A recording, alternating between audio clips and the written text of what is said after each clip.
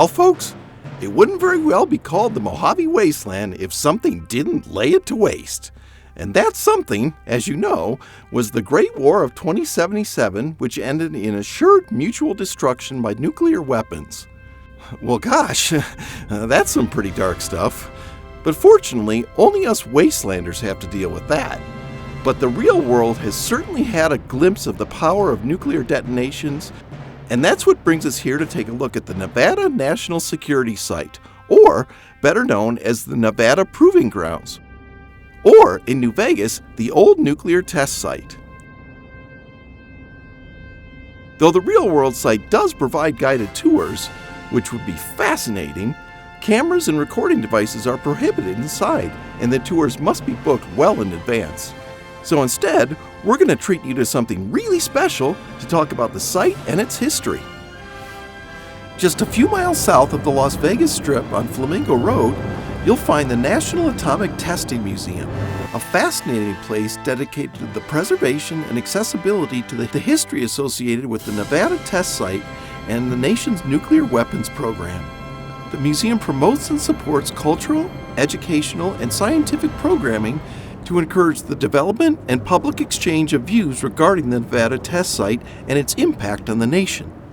And here to tell us all about the museum and take us on an awesome tour is Mr. Joseph Kent, Director of Curation, Programming, and Exhibits. Nice to meet you, Joe. Wonderful to meet you, Chip. Thanks for coming today. Oh, well, thanks so much for having us here. I can't wait to see it. Mind telling us a little bit about it before we go in? I'd be happy to. We are a Smithsonian-affiliated museum focusing on the United States nuclear weapons testing program, specifically the over 928 total tests that the United States did out at the Nevada test site. So, Joe, where is the museum in relation to the actual test site?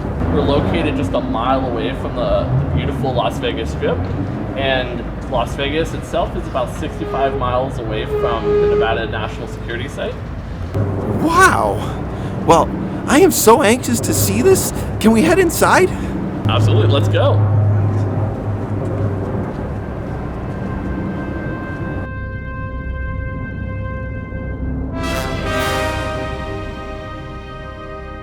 Okay, folks, so here we are inside the museum, and Joe has been gracious enough to take us on a tour, so take it away, Joe.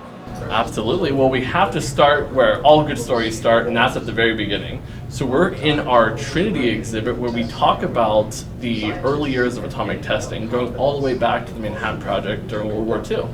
And one thing that we have here in the theater where we have the exhibit is something that's going to be pretty familiar to all the Fallout fans out there. I have to show it to you. Oh! So this, as most people will know, is the mini nuke case that was included in the Fallout Anthology PC collection. And so we had to put on display to talk about the pop culture that even today we still see in relationship to the atomic bomb. Oh, that is awesome! Can I borrow it? I'm sorry, Chip, I can't let you do that, bud. Hey, it's okay. It's okay. Sorry, hey, let's go.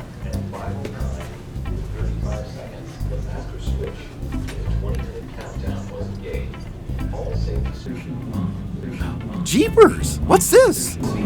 So this is the centerpiece of our Trinity exhibit. This is a model of the Gadget device. Now, Gadget was what was tested out in the New Mexico desert as part of the Manhattan Project. And this is an accurate model of Gadget. It would have been on top of a tower, and that's when they would have detonated it from. And it's basically the same device that would have been placed inside of the Fat Man weapon. Oh, wow! The little Fat Man? No, the big Fat Man. There's bigger ones? Oh yes, absolutely. So we were just talking about Fat Man, and we have a real ballistic shell casing of the Mark III weapon. Mark III is the same make and model as the Fat Man device that was detonated over Nagasaki, Japan. And this is an honest to goodness ballistic shell casing. So we just got this donated to the museum just last year. It's one of the largest artifacts we have on display, and also probably one of the most rare artifacts we have on display too. How old is it? So this, we think, is either between 1946 or 1948. So pretty old. Wow, That's amazing. Oh, hey, who's she?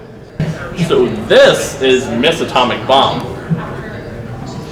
Now this is a statue that the museum commissioned. It is a statue of Lee Merlin, who was dubbed Miss Atomic Bomb by a photographer for one of the newspapers, and she was given a cotton mushroom cloud for the front of her bikini, and she became one of the most iconic individuals from the 1950s era of Las Vegas. Miss Atomic Bomb. Oh, Miss Atomic Bomb! Come on, Chip.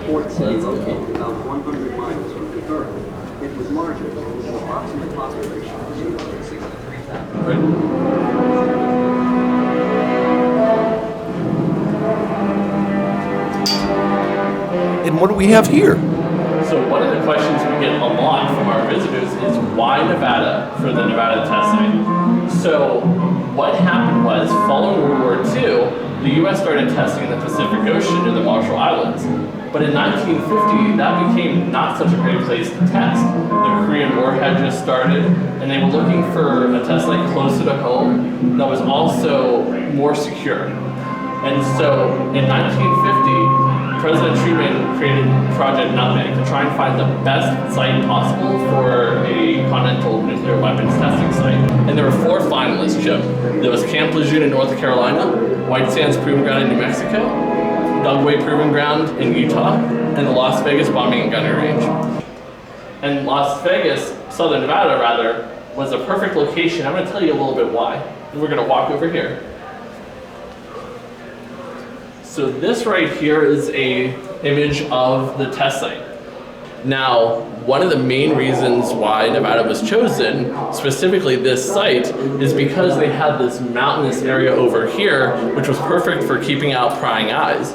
And over here was perfect because it had flatlands as well as valleys, which was great for building facilities and doing the actual tests themselves. Now, what you see over here are craters from the underground tests that were conducted out there. This crater right here is the Sedan crater, and it's the largest man-made crater in the United States. So, where's the test site in the... So this is the test site. Oh, the whole thing? The whole thing is a test site. It's actually 1,350 square miles, Jim. It's actually larger than the state of Rhode Island.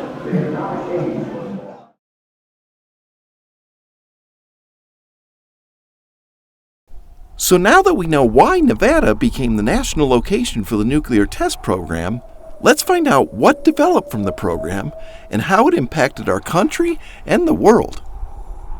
Stay tuned for part 2. Okay, so I couldn't have the mini nuke, but what about the binoculars, the typewriter, and the desk fan? I don't know. My bosses wouldn't be too happy with that, Chip. Oh. Let's go.